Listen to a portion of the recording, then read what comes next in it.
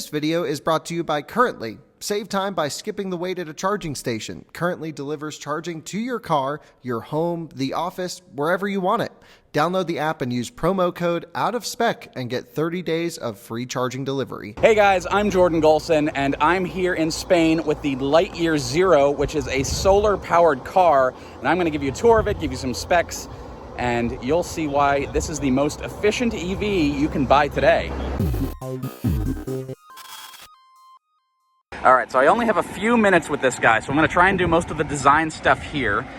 There are 782 solar panels on the hood and the roof and the rear deck.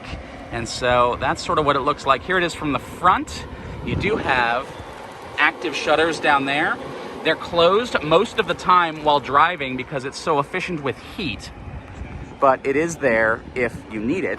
Over here, you have the wheels, and these are very interesting because the motor is actually inside the wheel itself. All of that's not a rim or anything. This is actually the motor inside, and the wheels are super skinny. See that? And now it does add to unsprung weight, but because the wheel is skinnier, they say they save weight on the wheel itself and the weight of the tire and all that. These are Bridgestones that are custom designed for Lightyear. The inverter is 99% efficiently designed in-house at Lightyear. And then the motor, which is designed with a Slovenian manufacturer or co-developed with, is 97% efficient. There's no side view mirrors, so you got a camera there in the side that's specifically designed to be aerodynamic. And then the doors here, press that, there's a little button in there, and those are soft close. We'll do the sides and the back real quick. You have these covers on the wheels, that helps with aero, and then this long, pointy rear tail. Rear tail lights are interesting. That is the turn and the brake indicators there. And then underneath, you can see it's almost completely smooth. Under there, that's pretty cool. So that's pretty neat. Let's see the inside real quick. Get in here. They told me it was a prototype, but it's actually much better than I had suspected in here. There's flies everywhere here in Spain. So you got big screen there in the center, emergency stop button because it's a prototype. Here's the controls. Now this right here is actually 3D print, but it'll be wood in a later version, and same thing on that one. And so that's what the interior. There's the rear view mirror because of course you can't see out the back because there's solar panels. You got a window there, and then this screen right there, hopefully you can see it through the blinking, shows how much is currently being generated by the car. 682 watts right now. Pretty solid. Here's the back. There's all the panels. 782 panels broken into 28 different groups. And so that means if this group of panels is in the shade, the other ones over there can still be generating power. It even has a mode where if there's a bunch of bird crap here, it'll be able to know that that section's not generating as much power as it should be and suggest that you clean off your car.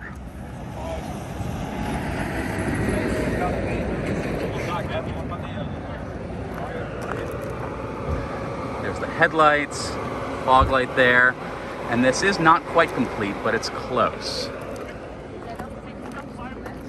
And then one other thing to show you, this is all one big carbon fiber panel here. That's actually just a design seam, but this starts way back here and goes all the way up to the front there. One long panel. And so here is the other color, and this one's a silver. The car we were just looking at over there is actually a wrap, and then this one is the base color. All right, so here we go on my first drive in the Lightyear Zero.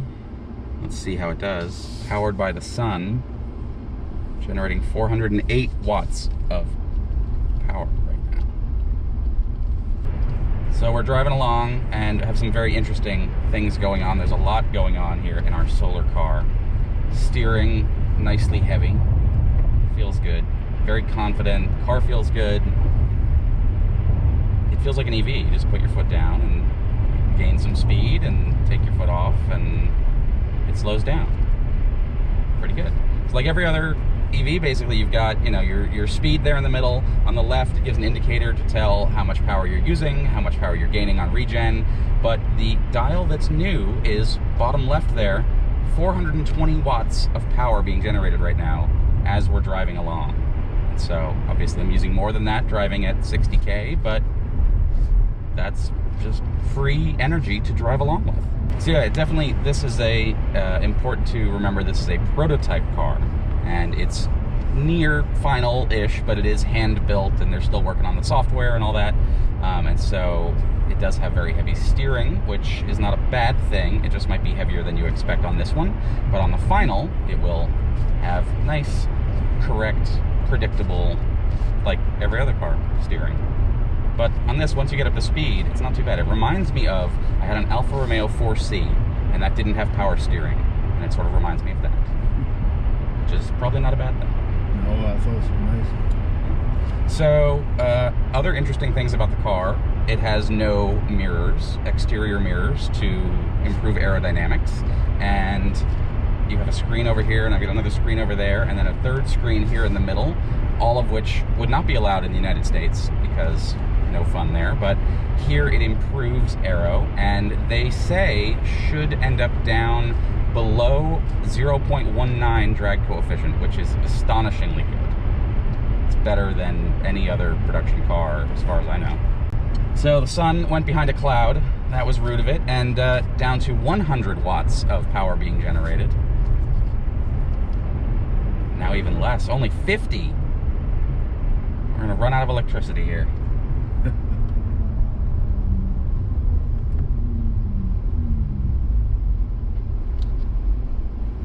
So, put my foot down when I was passing the tractor. Not a blitz of power, but certainly plenty of torque. It's a heavy car because there's a big battery and all that, just like every other EV.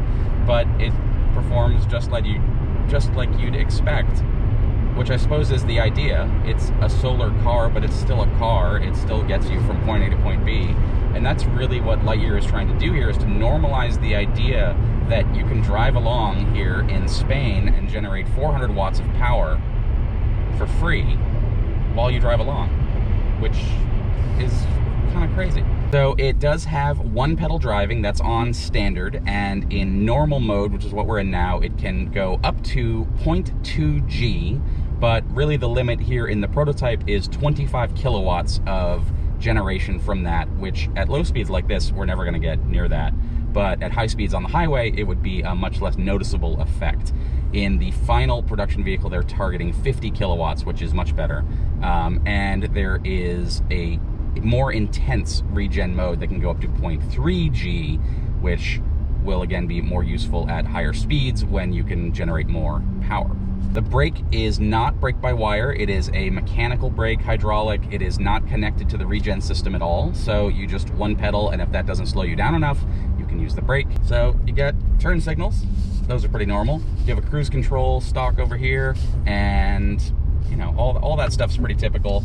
In here, it feels kind of maybe like a Polestar is sort of the first impression that I would get. It's not a bad thing. Pedal map changed. Yeah, it's just off now, and now you're coasting in neutral. So now we're at total coast, and the power use is now at 0.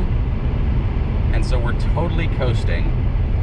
And in a normal car, even if you put it in neutral or something like that, you would get a lot of slowing down from the wind. But because this is so aerodynamically efficient, you just keep going. Newton's law is being proved, and so now we've slowed down from 100, 85, but it's still cruising along. And this is such an interesting thing. And the wattage is going up. We're at 470 so from the sun here, 460. If we had it turned just right, or we were tilted towards the sun or something, it'd be a little better. But we're just cruising along. But now there's a delivery van behind me, and if I know anything about European delivery drivers, they're gonna run us over if we don't get moving here. So let's pick the speed back up, and then we'll try it again here. And that's so interesting to just coast and not have all of that slowdown that you'd get from either a regular ice vehicle or just the wind, or beating the wind. And the aerodynamicist who designed it, they've nicknamed her the Wind Whisperer. Perhaps the most surprising thing about this car is not that it runs on the sun, but that everywhere else has been improved for efficiency as well. The motors, there's 4 of them, 1 for each wheel, are actually in the wheel. There's no rim to the wheel, there's a motor in there, and that's what spins it, which is bonkers, but it saves weight by not needing to have a drive shaft and all sorts of gearing and hubs and all that. And it just sort of makes sense, and you wonder, well, why didn't anyone do this before? And it's complicated, and just literally complicated. And they seem to have figured it out. And so you have that, the vehicle's very light. Basically, the entire thing is made out of carbon fiber, aside from some subframe stuff and whatever. But body panels and all that, the solar panels themselves are very light. The hood is made of glass on top, composite on the bottom, and the solar panels in the middle, and some fancy shit to make the panels work, electronics and wiring and all that stuff. But the vehicle itself is very light, 1,500 kilos, which is 3,500 pounds, something around there. And it just rolls along. And so it's got very efficient tires from Bridgestone. They've been specifically designed for this car between Lightyear and Bridgestone to maximize rolling resistance but still provide good performance. And all of that works out to an estimated efficiency of 105 watt-hours per kilometer at 110 kilometers an hour. So they're rating it at highway speed. They're not sticking to the WLTP cycle, though that rating will be coming. All the range numbers that they're giving, and this can go about 380 miles, give or take, on a full charge from a 60 kilowatt hour battery, so you can figure out all the math, but that's at 110 or 68 miles an hour, which no one wants to talk about that in EVs, of what it is at miles per hour. I remember I drove the Bolt EV, I drove a prototype like this one, and I kept asking them, what's the range at highway speeds, because that's what people want to know, and they wouldn't talk about it. And this is the first time I've talked to an EV company that's like, oh yeah, we want to talk about highway speeds because that's what people really care about. Not saying, oh, you know, it's people drive in the city and whatever. No, it's not. They're here. So that's another refreshing thing to talk about with this car. And so we'll just see if they make it. But the interior of this car, they warned us that it was a prototype. I mean, this is a pretty far along prototype. I've seen cars that are basically held together with bubble gum and duct tape, but this thing's remarkably complete. There's only a couple things, like the trim on the steering wheel. This is gonna be wood, but right now it's a 3D print, and then there's a 3D print down here. They still don't even look that bad, and I feel like you could just sell it that way and people would think it was cool that, oh, it's a 3D print steering wheel, whatever. And so that's the Lightyear Zero solar-powered car. We're still generating 630 watts. My laptop could run on that no problem. And they're gonna have USB ports down here that can provide 60 watts each in the final production vehicle, which is, you can power a laptop off that, and you could just sit in the sun, have the air conditioning running, do your laptop, do whatever, and not actually drain your battery pretty much at all.